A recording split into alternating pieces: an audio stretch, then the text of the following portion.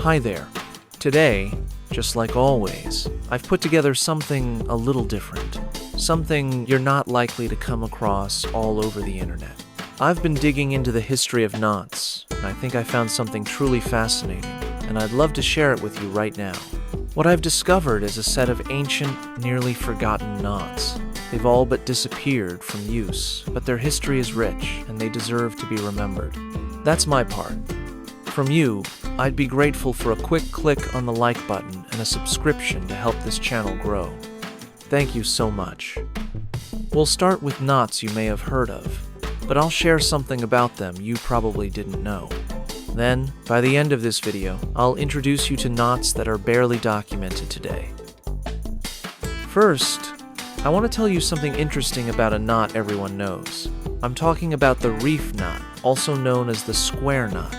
It's in every handbook, and if you've ever been a Boy Scout, chances are you learned it on your first day. But here's something you may not know. In ancient times, this knot was also called the Hercules knot, and it was considered a symbol of love and devotion as far back as ancient Greece. That's right, it belongs to the family of so-called true love knots, which I talked about in another video. If you haven't seen it yet, there's a link below. I really recommend checking it out. Back in ancient Greece, the Hercules knot was used as part of wedding attire. It symbolized fidelity and eternal love. Next on our list is one of the most beautiful knots you'll ever see, the amphora knot. Tracing its origin wasn't easy, but I believe it was well worth the effort. These days, it sometimes goes by different names: bottle sling, jug sling, hackamore knot, or scoutcraft knot. And in some cases, these knots are tied a little differently, but they all trace back to the same ancestor, the amphora knot. Today, you'll mostly see it used for decorative purposes or occasionally to carry small objects. But in ancient times, its main purpose was to tie up amphorae, large ceramic containers used to store wine, oil, and other goods. That's where the knot gets its name. It's rarely used today, mostly because it's tricky to tie and its original purpose has been largely forgotten. But I think this knot is worth your attention because behind its elegant shape lies a story that spans thousands of years. Now, I'm going to show you two ways to tie it. The first is the traditional method, and the second is my own variation, which simplifies the process just a bit. Alright, here is the method one. Start by folding a bight so that you form two loops. Take the left loop, pass it through the right one, and pull it down. Now, look closely at the two parts that form. We're going to pass this section of rope right between them, and then tighten everything up just like this. Yes, it's a bit of a challenge, and you may need to watch it a few times to get it right. And here is the second method. This is my own simplified take on tying the same knot. Start by tying a running knot, or in other words, a simple overhand knot. Next, feed the working end through it. Now, inside the loop, create a small bight and pay attention to which part of the rope is on top. That part really matters. Next, take the bight and place it over the overhand knot on the standing end. Then pull the upper part of the knot towards you, right through that new loop we've created. Finally, take the top part of the main loop and pass it through the small loop we just made. And that's it. I think this method is much easier. Let me know in the comments what you think about it. Next on our list is the slingstone knot. This knot was originally used to secure a projectile to an ancient long-range weapon known as a sling. It's a dense, symmetrical knot that fell out of use once slings disappeared from the battlefield. But surprisingly, it's made something of a comeback in recent years. Today, you'll mostly see it used in decorative applications, jewelry, keychains, and pendants.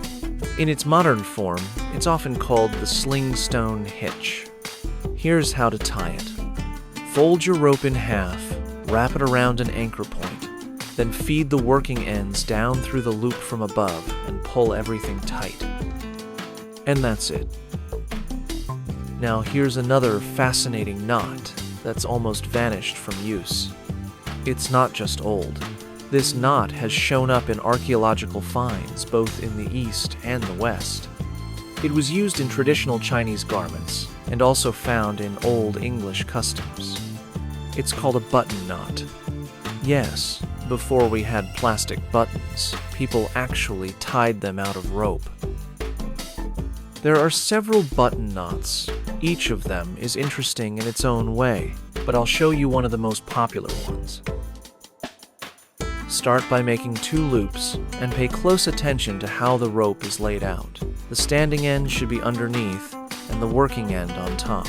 Now, take the working end, wrap it around both loops, and then pass it up through the left loop from underneath. Wrap everything again, and once more pass the end up through the loop. Now comes the tricky part, tightening it all properly. Start by pulling this section tight first, then finish by tightening what's left. And there you have it. And finally, I want to share what might be the most fascinating knot among those nearly lost to history. It likely would have disappeared forever if not for a few historians and the fact that they had access to the internet. To me, this knot is a true gem. I've been using it quite a lot recently. It's simple, strong, and incredibly elegant. I'm talking about the lap knot. This knot comes from the Sami people, who lived in what is now northern Finland. They were called lapars by people living to the east, and the name lap knot refers directly to this cultural origin. By the way, the region known as Lapland gets its name from these same people, so technically, this is the Lapland knot. Yes, I mean that Lapland, the one often referred to as the home of Santa Claus. And who knows, maybe this is the very knot Santa uses to tie his reindeer to the sleigh.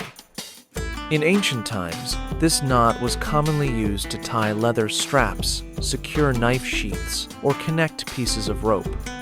At first glance, it might look like a sheet bend, but there's a key difference. Here's how to tie it. Start by forming a bight at the end of one rope. Now take your second rope and wrap it around the bight, just as if you were tying a sheet bend. Then, create a bight at the end of your second rope and pass it through the first bight from above. Pay close attention here. The second rope never passes through the first bight at the start. That's the crucial difference between this knot, the sheet bend, and the reef knot. If you've done it right, you'll end up with a strong and clean-looking knot. All these knots are remarkable. Some of them have almost been forgotten. Others are mostly used for decoration today. But very few people realize just how much history lies behind them and how far back these stories go. I hope you enjoyed this little journey. If you did, please leave a like. That's all I have for today. See you next time.